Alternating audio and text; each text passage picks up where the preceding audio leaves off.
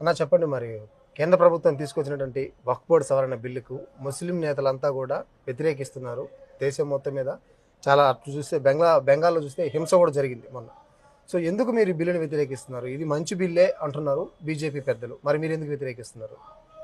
మేము వ్యతిరేకించడానికి కారణం ఏంద్రా అంటే, మాకేంద్రా అంటే కొన్ని సవరణలు దీంట్లో ఇంక్లూడ్ చేశారనమాట. ఇంతకుముందు మనకు ఈ వక్ఫ్ బోర్డ్ అనేది ఏంద్రా అంటే ముస్లింలు దాని మీద ప్రాతినిధ్యం వహిస్తూ ఉన్నారు. అదేవిధంగా దీనికంటూ పర్సనల్ లా బోర్డు ఒకటి ఉండిందనమాట.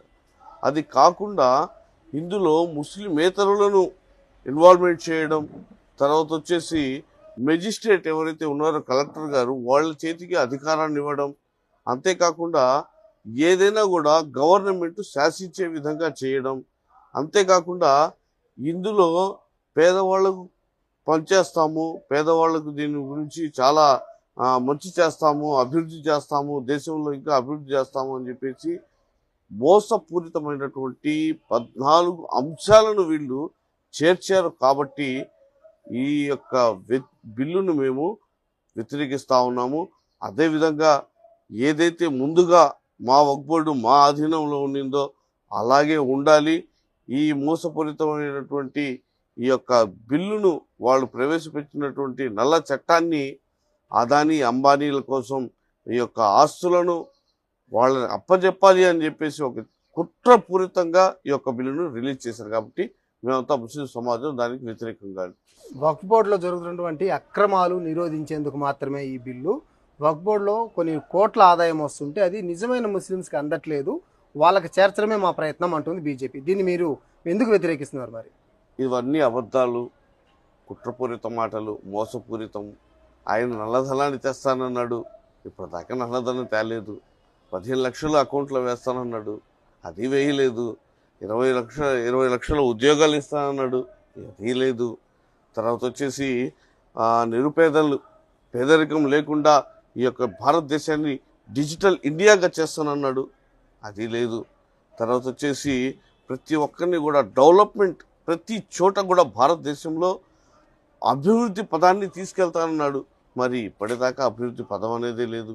రాష్ట్రాలని అభివృద్ధి చేస్తానన్నాడు, ఏ రాష్ట్రానికి కాస్త బిచ్చం వేసినట్టు ఆ యొక్క అమౌంట్లు ఇచ్చుకుంటూ, ఆ యొక్క సబ్సిడీలను ఇచ్చుకుంటూ రాష్ట్రాలకు సైతం ఆయన మోసం చేస్తూ, నిరుపేదలను సైతం మోసం చేస్తూ, ఆయన ఏమి ఇప్పటిదాకా ఆయన ఇచ్చినటువంటి ఏ ఒక్క హామీ కూడా నెరవేర్చలేదు.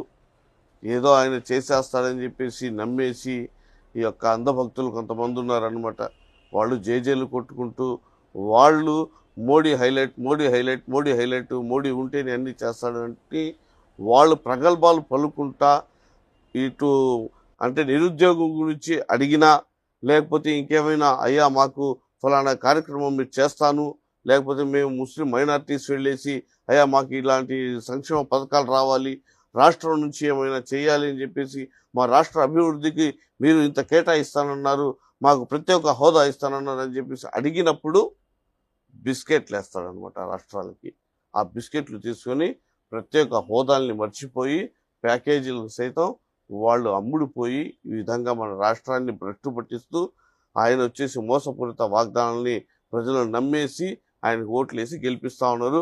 ప్రజలు ఓట్లయితే వేయటం లేదు. ఆయన చేస్తున్నటువంటి ఈవీఎం ఏదైతే ఉందో ఈ ఈవీఎం వల్లే మోడీ ఈరోజు కేంద్రంలో కూర్చోగలుగుతున్నాడు. ఈవీఎం అనేది లేకుండా ఉంటే ఈ పాటికి మోడీ ఎక్కడో జైలు పాలైపోయి ఉండేవాడు. తర్వాత వచ్చేసి ఆ యొక్క ఈవీఎంని ముందుగా తొలగించాలని చెప్పేసి మేము ప్రభుత్వాన్ని డిమాండ్ చేస్తూ ఉన్నాం.